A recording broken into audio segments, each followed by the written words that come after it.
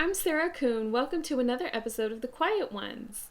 I am so excited that you guys are here. We have an amazing episode for you today. But before we get to it, I have something else that I want to tell you about.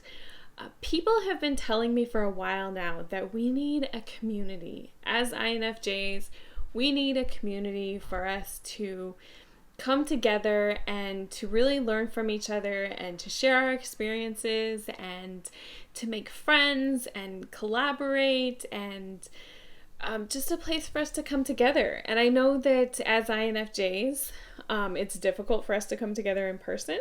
So I knew that that was out, especially because a lot of people that I meet through Instagram and Facebook, they're not where I am.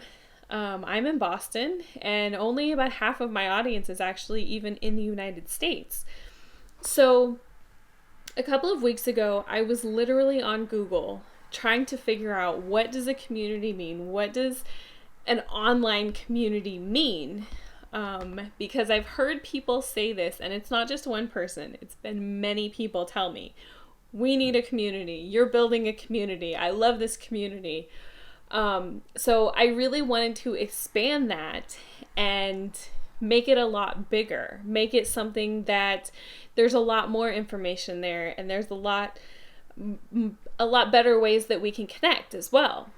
So I came up with something, and I'm really excited about it. And just in the last couple of weeks, I've expanded the idea like a couple of different times. And like I said, I'm really excited about it. I can't wait to share it with you. And it's going to be launching soon, hopefully in the next couple of weeks. Fingers and toes crossed. I'm migrating my websites, and there's multiple websites now. And that's turned out to be a lot bigger project than what I had hoped that it would be and what I thought that it would be. But it's going to be done in the next couple of weeks, and as soon as that's done, I'll be ready to launch this community. So if you were interested and you want to join, which I hope that you will, it's free, and it always will be free. There's a link in the show notes that you can go to, and you can also find some information for it on my website at infjwoman.com, where you can sign up. All you have to do is put your email and your first name in there, and I will send you an email as soon as it's ready to launch. You will be one of the first people to be a part of it, and I really hope that you will, because it's going to be a great place. I have all these ideas, and I'm so excited.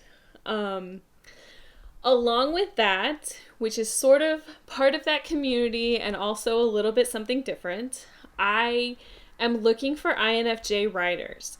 I know that a lot of you out there are writers. I had this conversation with an INFJ that you're going to hear on the podcast soon.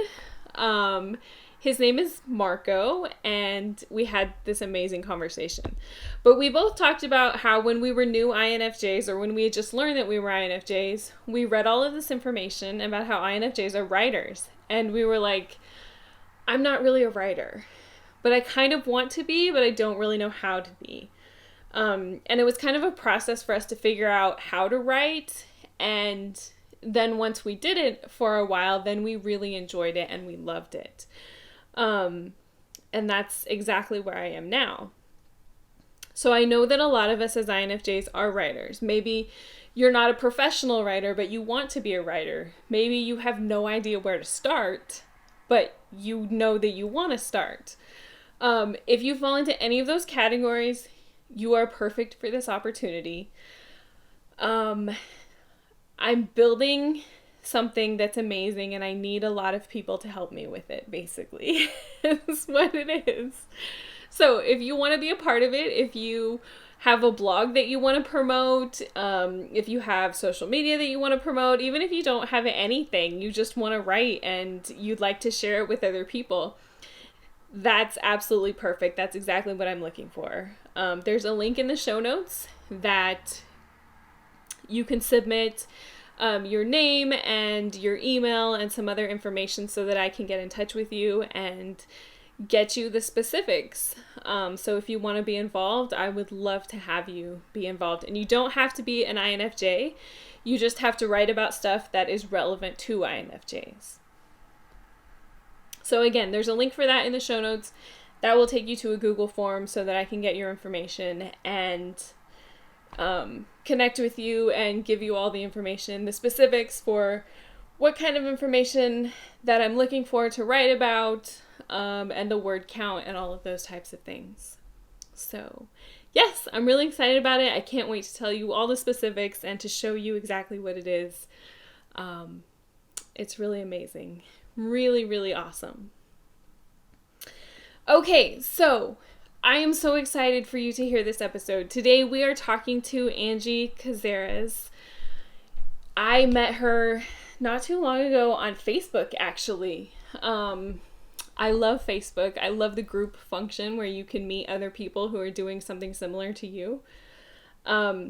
She was posting about her business, and when I read the post, I thought, oh my God, that was so amazing. I always thought somebody should do that, and I'm so glad that there is somebody who does. We've been talking about habits a lot in the last couple of months, and I've been doing a lot of research on habits, learning how to make new habits, thinking about how I've made and kept habits in the past. And one of the things that's really helped me is having somebody to hold me accountable to a new habit. Having somebody who's there with me and encouraging me and motivating me, keeping me on track. And that is exactly what Angie does. She helps people who are looking to lose weight or training for a marathon or sticking to a budget, whatever it is, that's what she does. And she's not INFJ, but she is one of our ENFJ sisters. So she's very close and she's very relatable and completely awesome. And I'm so glad that she agreed to do the interview. I can't wait for you guys to hear what she has to say. I also wanted to let you know that we recorded the episode on video. So if you'd like to watch the video, it's available on YouTube at youtube.com/thequietonespodcast. All right, without further ado, here is the interview with Angie. So tell me, you're an ENFJ. Tell me how you found out that you were an ENFJ. I found out I was an ENFJ. I think the first time I took any sort of Myers-Briggs related test was sometime in high school. I don't remember if it was in a class or what, but we took it and I got the ENFJ results and then started, kind of reading the description of, what that means, kind of your personality type description first time. And it was just all of these kind of light bulbs going off. ENFJ, like, yes, oh, yes, like everybody does when they get their Myers-Briggs type or their personality type. Right. Just so many more things made sense. And I'm really excited that you're having me on, even though I'm not an INFJ. I'm an ENFJ though, so I, come relating to you in 3 out of 4 ways that you look at the world. You do. You're just a little bit more outgoing than I am. Yeah. Which, I mean, that in itself though is a huge difference. So, but yeah, no, when I got the results, so many more things made sense because I have always been almost to a fault at times, caring and empathetic. And I just remember as a kid always struggling. I mean, something would happen, especially if it was something with me and somebody got upset. I said something, they took it the wrong way. I, looked at somebody and they were like in a way and I could tell they were upset. Like I would go home and I would think about it constantly. See, I relate to that really, really well. Yeah, and it would just like make me almost like sick, physically sick, to the point where I was just like, I have to do something about this. Like I am not going unless, anytime I upset somebody, anytime I've done something to offend somebody, I was just like, I have to fix it. I have to go. I have to try to make it right. So yeah, I mean, ENFJ just like makes sense to me in so many ways. Yeah, but yeah, I found out in high school. Awesome. And you were telling me too, when we were talking earlier, about a test that you took because you're certified in the Myers-Briggs type indicator, right? Yeah, I was working at a mentoring organization, and um, we had volunteers to come in and kind of use the Myers-Briggs test with juniors in high school. They would take it, and then we would kind of sit down with them and help them explore careers based on their personality type, and help them kind of realize, hey, if you do this job, it might pay a lot of money, but you're going to be miserable, just like based on different things. So Right. yeah, they sent me to get certified in Myers-Briggs as well, which was really, really interesting to just kind of, I think that's especially when I started to connect the fact that personality, it's just kind of how you're wired. Mm-hmm. And it just helped me kind of become a lot more tolerant of Right. people, because I know I can look at them now and understand them. Like, once I've talked to people a couple of times, it's pretty easy for me to just pretty accurately guess their type. Right. And so yeah, I just know sometimes, like, okay, I have to like think about, okay, I think I know that they're just approaching this conversation completely different than how I would, just because that is their preference. That's their personality. So it really helped me to kind of understand a lot about workplace culture, workplace, you know, I might not jive with this particular boss because, wow, we are like completely different in those ways. So it just helps me not to take things as personally if I don't have like click with somebody and it doesn't go well. So yeah, it was really good for me, I think, professionally, especially to kind of get certified in Myers-Briggs, and take a deeper dive into it. Yeah. Yes. I love that part of it too. Once I learned how to type other people, then it's like, okay, I want to type everybody that I know so that when we have a problem, then we can figure it out. I taught my 16-year-old niece how to do it too. So now when she has a problem, she'll call me and she'll be like, okay, so I have this problem with one of my friends and I can't figure out what their personality type is. So let's figure it out so then we can figure out how to fix the problem. Oh, I love and, it. and we can make it good. And I'm like, okay, we got this. Yeah, I mean, I've kind of toned it back a little bit, because for a while there, like right when I was in the thick of like really being into it, I think my friends would get a little bit annoyed, like, oh, here she goes again. Like I would meet somebody new, or I would like be at a party and I'd be like, trying to figure out there. And so yeah, I have reeled it in a little bit more. But that's when I first saw your blog and your Instagram, I was just like, that's great. Like if that had been me 2 years ago, if I had actually thought of doing something like that 2 years ago, I would have been like, ENFJ woman right here, like that's what I would. So I think it's so cool that you've got this community of people that see the world in a similar way and support each other. I think it's super great. It's so funny that you say that, because when I found you in a Facebook group, I thought the same thing when you posted about your business. I was like, oh my God, always thought somebody should do that. And I can't believe somebody does. Yeah, it's great. So So, definitely have mutual respect for what we're doing. It's good.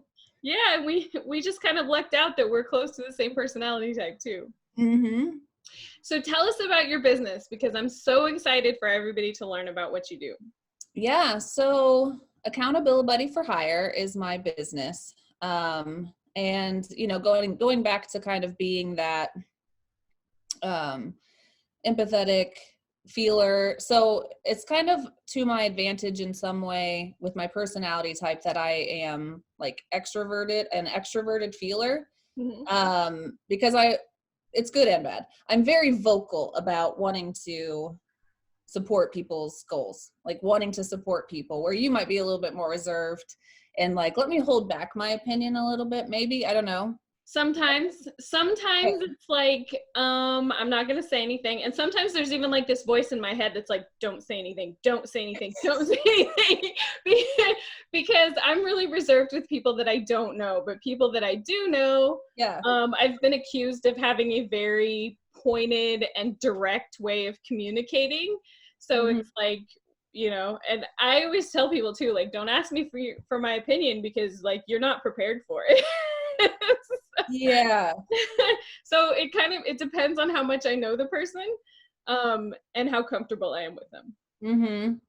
Yeah. So I mean, for me, it's always just been like I'll hear somebody talking about an issue or a problem, and I'm just like, oh, here I am. Let's fix it. Like, and I'm very kind of a little bit sometimes too much, I think, in people's face about it. Like, oh yeah, we got this. We can overcome this. And um, so yeah, I mean, it was about a year and a half ago when I just decided to kind of build the website Accountabilibuddy, because I had been trying for a while just to think of like, I've always worked in nonprofit.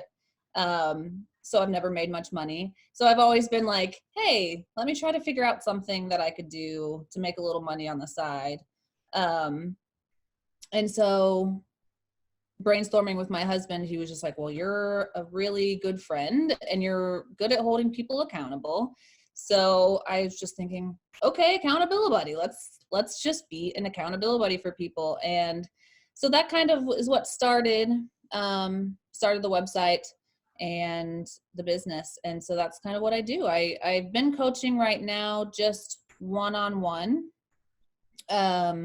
with people, where we go through whatever goals that they have, and do a weekly check-in on how was the last week, how are things going, brainstorm what we can do, to kind of rework whatever didn't go well, and keep doing the things that are going well.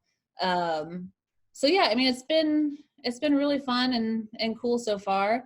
And I am going to soon start implementing a group coaching aspect of group accountability, where it will be 4 people in a group and we'll do the same thing, which I'm really excited about, because I think it'll be 4 brains kind of working together on whatever goal you're working on, and kind of be in that support system. So yeah, that's Accountability Buddy, and it's really great. It's kind of finally an outlet for me, um, to be that supportive person and not always having to be with my close friends that sometimes I think I get on their nerves with my, you should do this, you should do that, let's do this, let's go. Right. But I Yeah. think it's completely amazing to have somebody there who's supportive of you in your goals. And to me, I almost see it like a counselor. Like, when you go to a counselor, you do so because you need support from somebody else. You need an outside opinion. You need somebody Yeah. who doesn't really have skin in the game, but who's an expert in their field too. And when I saw your post on Facebook, I was like, that is so completely awesome. There's so many things that I can't hold myself accountable for that I would love to have somebody else help me. Mm-hmm. I'm looking for this book that I'm using to prop my computer up, so I'm going to pull it out again. I found this book. It's called The 5-Second Rule. It's by Mel Mm-hmm. Robbins. One of the things that she talks about is parenting yourself, which I've never thought about in the past, just until the last few months, when one of my friends was like, do you know who Mel Robbins is? Like, you should know who she is. And I watched one of her short videos on Facebook, and she was like, you're never going to want to do the thing that you want to do. Yeah. Like, you know, when you want to lose weight, when you want to set boundaries, when you want to exercise more, whatever it is that you want to do, Mm-hmm. you just keep doing the same thing that you're used to doing because that's your habit. Yeah. And even if you really want to pull yourself out of it, it's difficult to do by yourself. But when you have somebody else with you who's like texting you randomly going, hey, did you exercise today? Like, did you Yeah. fill out the sheet with your goals and your boundaries? And you're like, ooh, no, I didn't do that. I guess I should do that. Mm-hmm.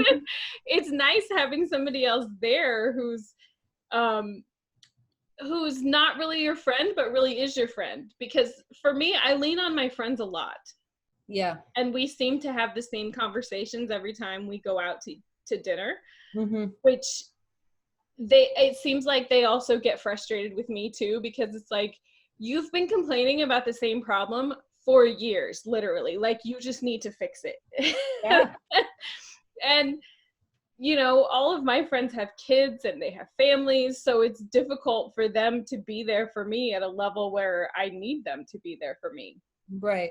So it's nice to have the option to say, hey, there's somebody who can be there for you and can help you with your goal and is really invested in what you're doing as well.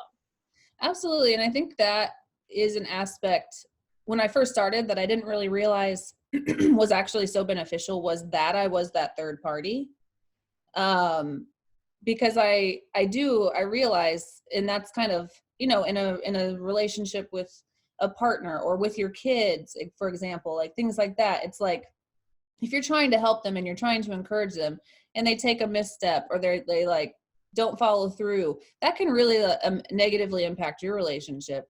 Whereas for me, being a third party where I don't have a prior relationship, I mean, I have worked with a couple of people that I know, and it's been fine, but having that third party person where I don't have any history with you, we can start from scratch. We can kind of look at the big picture, brainstorm, all of that. I think has been super beneficial for my clients in the process. So yeah, it's been really great. Another big thing that I've learned about habits is that you have to invest in your goal. When I started my blog, I didn't really get serious about it until I bought my website, which was only $100, but it was a lot for me at the time. And it was like, okay, now I'm going to be really serious. Like, I can't just waste that money. A few years ago, I was running and I didn't know what I was doing. So I hired a running coach and I paid him $300 a month. And I was serious about it because I'm like, I'm not just going to waste that money. Mm-hmm. I actually had 2 gym memberships. I don't know why I was a member of 2 gyms, but I had 2 of them. And it was like, okay, one of them is like, all right, I can drive past the gym every single day and I still feel guilty for paying for it and not going. But when you have 2, then it's like, oh, and now you're paying this personal trainer too. So it's like, okay, I really need to get serious about this. Yeah, absolutely. I mean, it's just like anything, investing in, like a college class or an online class. It's just any little thing that you can do to invest in yourself. You take it way more seriously. I've absolutely seen that as well with my clients. It's just making that investment. It's like, oh well, yeah. And then you've got me randomly popping in as well. So yeah, that's kind of how my process works. I have usually like a scheduled check-in each week. And then apart from that, I work with the people to kind of come up with whatever the goal is, whatever the bigger picture thing is. We find a way to kind of, for me to randomly check in throughout the week as well. And so I try to make that as fun as possible too. So it's not like I'm an accountability partner where I'm like, go, go, go, like negatively. I guess like it would be kind of the difference in thinking of, your manager at work, where, yeah, you might act differently because, you're being watched at work, that kind of a thing, where it's kind of more of like this intimidation thing, where I feel like with me, it's just like, I'll check in, but I always try to be in a very friendly, like, I'm your supporter, I'm your cheerleader type, let's do this, check in, and kind of give you like a gentle nudge, as opposed to like, why aren't you doing this? Just right. So I try to make it fun. I incorporate a lot of memes. We have a lot of memes going on with my I'll just make a silly meme. For example, like one of my clients, he grew up in Tennessee, but he lives in New Zealand now. And he was just like, on one of our very first conversations, he was like, I really miss squirrels. We don't have squirrels here in New Zealand. I'm learning a lot about New Zealand, by the way. We don't have squirrels. And so I was just like, oh, that's so sad. And I like live right by a park. So I always will like be taking photos of whatever thing he's working on that week. I'll like take photos and like make a squirrel meme. And I like send it on, like, planning a picnic with somebody, like his wife, for Christmas, because they're in summer now. Right. And I like send him a little squirrel meme, like, how's the picnic planning going? Whatever, of squirrels having a picnic. So yeah, I don't know. I'm a big goofball. I like to have fun with it, check in, but also be supportive. So yeah, that's the process. It's funny the little things that you miss when you move somewhere new. I grew up in the Midwest and it was crazy windy, like in Kansas. And then I moved to North Carolina and there was no wind. And every once in a while I would go outside and be like, this is weird. Like there's something missing. And now I live in Boston and I go outside and I'm like, oh my God, with the wind, like seriously, why did I miss this? Because being right on the coast, some days it's like insane. I think the wind is worse here than it was in Kansas, honestly. Yeah, I bet. Yeah, wow, that sounds like a completely awesome process. I know you and I have tried it out for a couple of weeks, and it's one of those things where it's like, oh, every time you get that text message, it's this nice, friendly text message, but it's just like this push, like, oh, yeah, I was going to do that thing, wasn't I? Yeah, absolutely. It works really well. And part of the process, too, is not just like an ongoing process, but it's to build habits as well so that you can push yourself in the future too. Mm-hmm.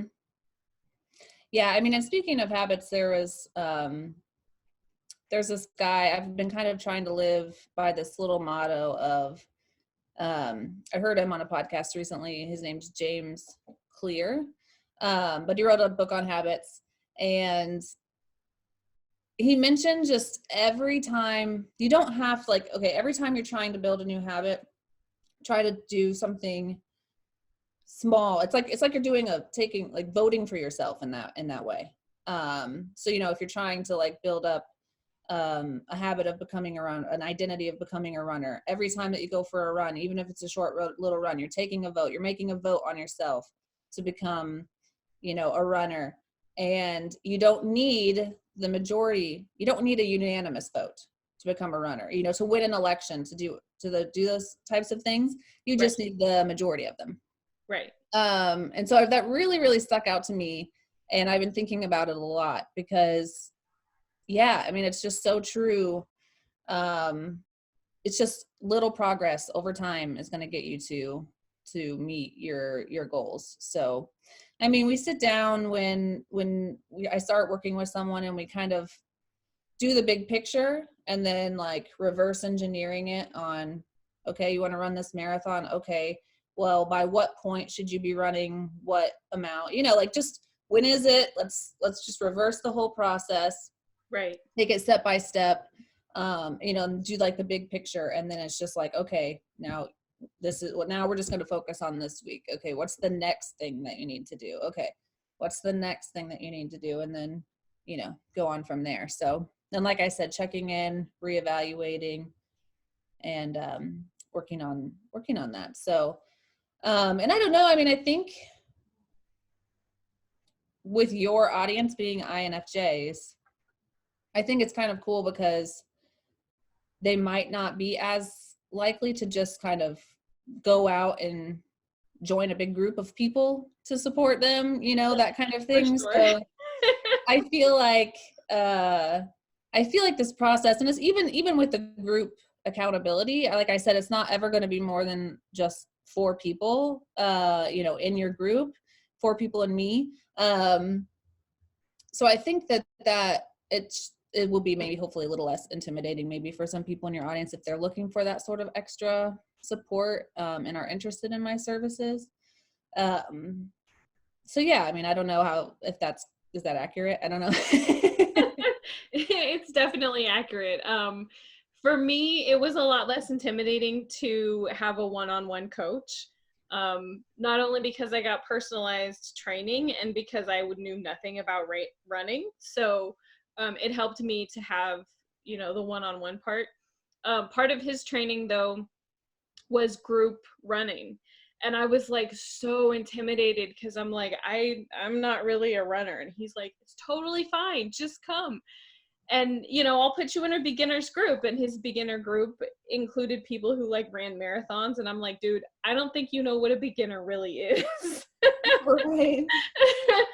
But the group aspect I liked because I was terrified at first because I thought everybody was going to laugh and make fun of me. Like here is this pretty much fat girl running with all these professional runners.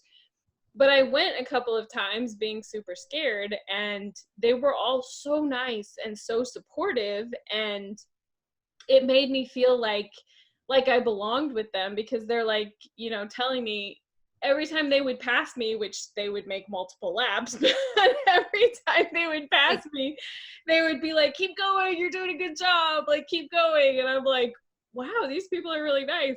So it kind of opened my eyes a lot that it helps both to have the personal, the one-on-one Yeah. thing, and then it helps to have other people who are at the same level as you are too. Mm.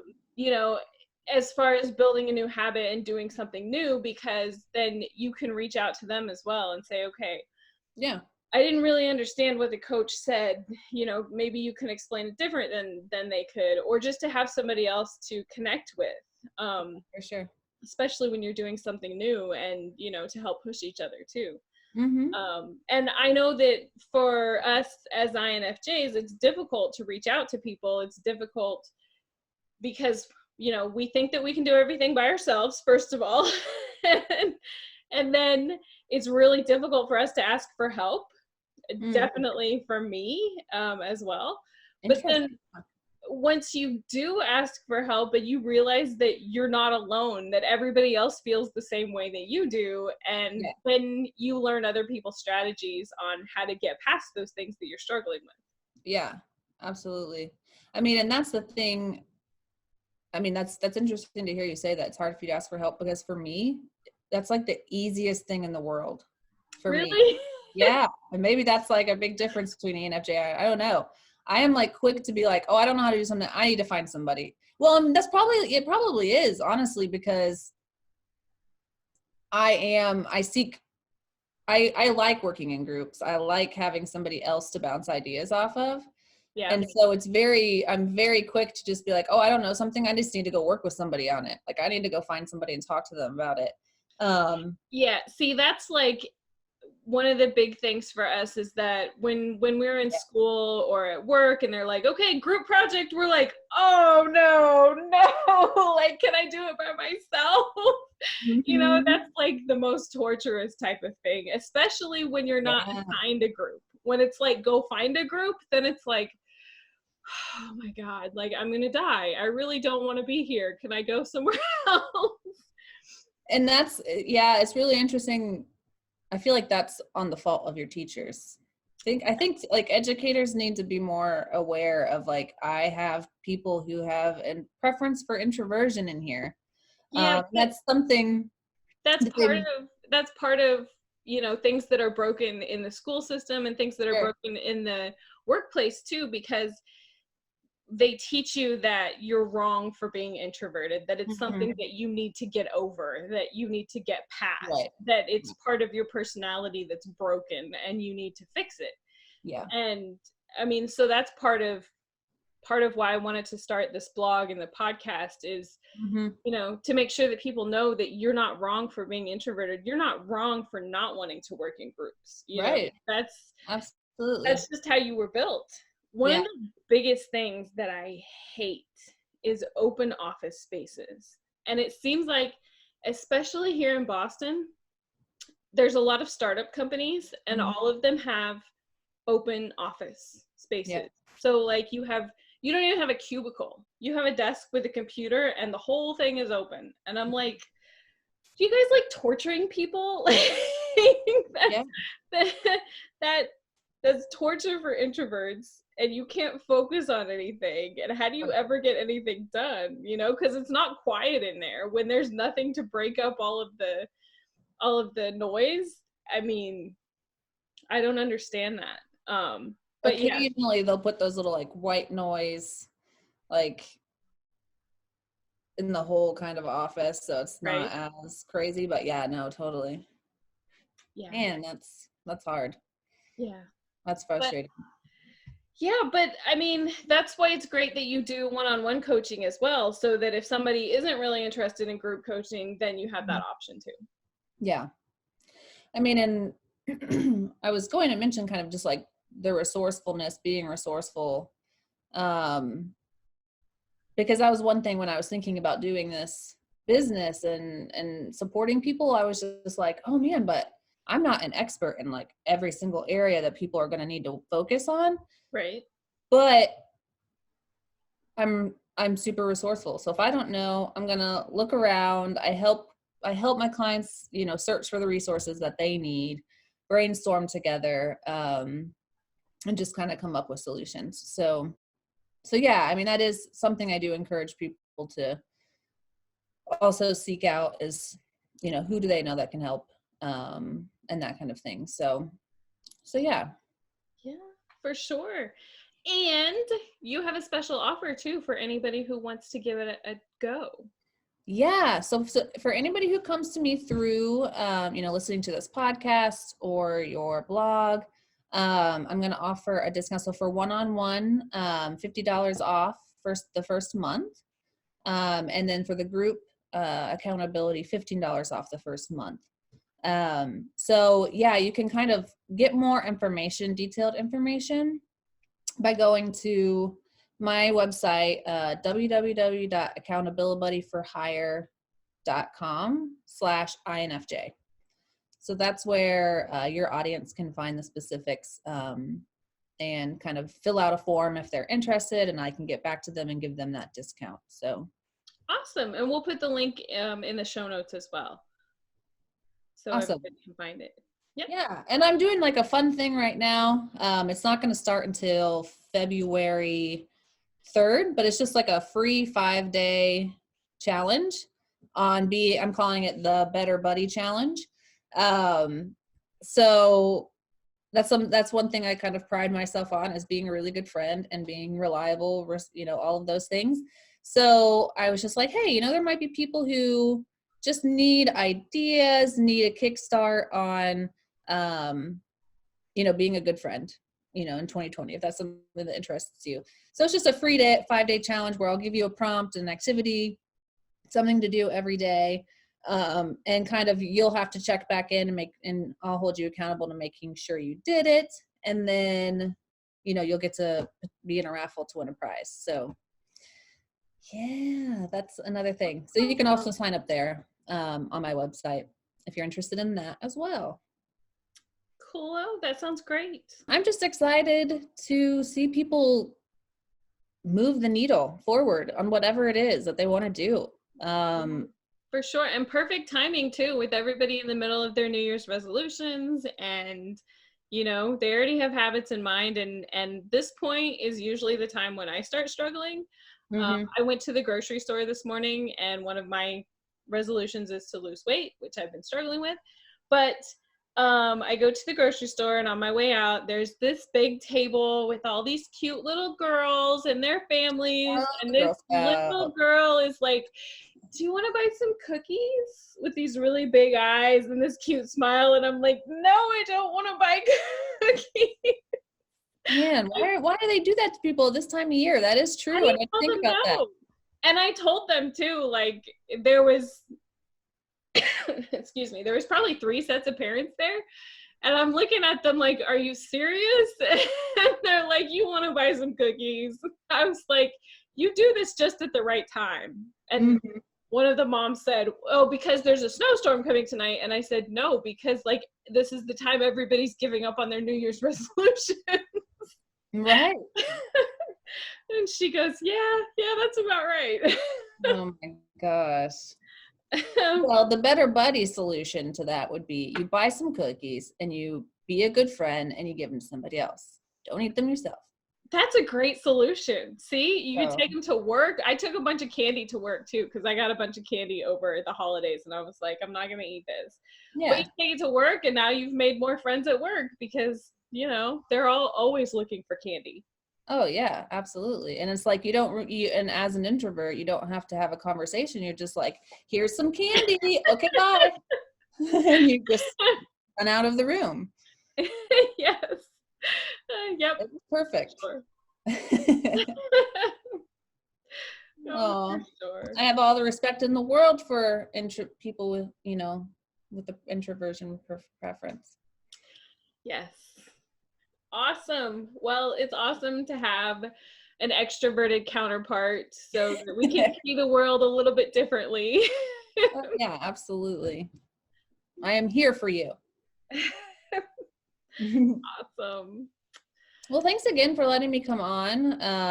This is my first podcast that I've ever done, so I was definitely a bit nervous, but you know, can't be nervous with INFJ woman. She just puts you right at ease. Well, you did kill her. You look like a professional. I hope so. We'll see. Awesome.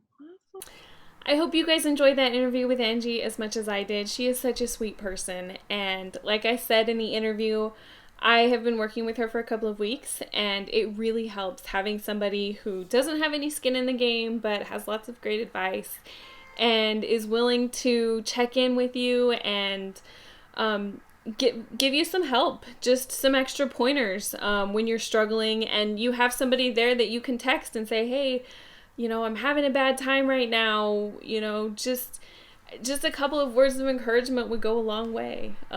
She's great at that, honestly. And like I said, you can find a link for her services in the show notes, and also a link for her challenge as well. It's completely free. There's no obligation, so definitely check it out. That's all that we have for today as well. Thank you so much for listening. I really, really appreciate it. Make sure that you subscribe wherever you listen. And if you have a minute, it's really helpful if you leave a review. It helps other people find us as well. So thank you so much for listening, and we'll see you again next week.